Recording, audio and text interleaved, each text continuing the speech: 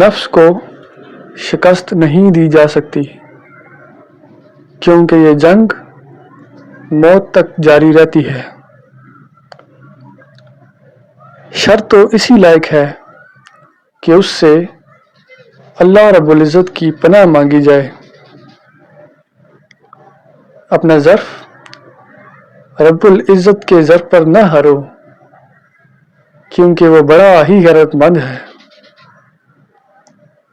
یہ دنیا اس لیے بڑی حسین لگتی ہے کیونکہ یہاں نظاروں کی قیمت چکانا پڑتی ہے، یہ نہیں کہ قدر و قیمت پا لینا، ورنہ امتحان گاہ کو کون حسین کہہ سکتا ہے۔